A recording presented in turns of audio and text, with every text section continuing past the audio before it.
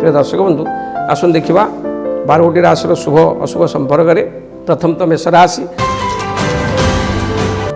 व्यक्ति विशेष आज दिन आपण कर्मक्षेत्र में निजर दक्षता प्रतिपादन करी कर्मक्षेत्र में पुरस्कृत हेबे शिक्षा धर्मर दीक्षित हेबे पारिवारिक सुख अति उत्तम रहिबो व्यापार वाणिज्य लाभवान हेबे समाज रे पद प्रतिष्ठा मान सम्मान लाभ करिवे सरकार ठारू पुरस्कृत होई पारंती प्रतिकार स्वरूप विशेषकर मेषराशि व्यक्ति विशेष आज दिन बहुत भल फल दब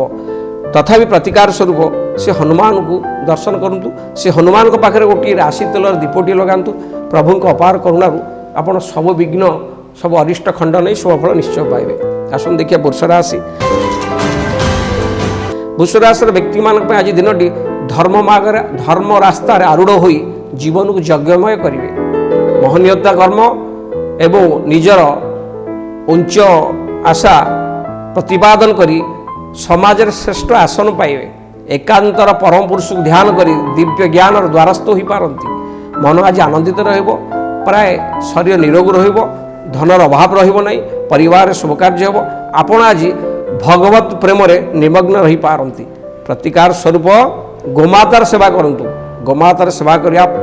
फल रे सबरिष्ट खंडन हम निश्चय आउरी शुभ फल पाइबे। आसन देखिबा मिथुन राशि व्यक्ति आज दिनटी कौन से एक घटना चक्र रे पड़ी निजर आत्मा सम्मान हराई पारती मन रे निराश भावना देखा दे पारे शरीर असुस्थ देखा दे पारे ठंडा कफजनित रोग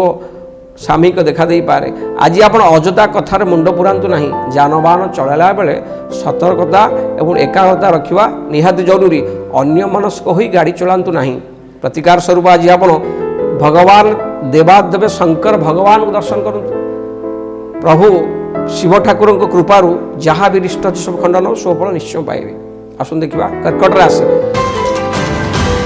कर्कट राशि व्यक्ति आज दिन समाज सेवार उत्सर्गित हेबे व्यापार वाणिज्य लाभवान हेबे बंधु एवं स्त्री जो व्यापार वाणिज्य परिवहन अग्रगति हेबो शरीर मन भल रहिबो आज दिनटी बहुत आराम रे कटिबो तथापि प्रतिकार स्वरूप आज आपण माँ लक्ष्मी को दर्शन करूँ माँ लक्ष्मी पाखे शरणापन्न हूँ माँ अपार करुणा जहाँ इष्ट सब खंडन हम आउरी शुभ फल पाइबे।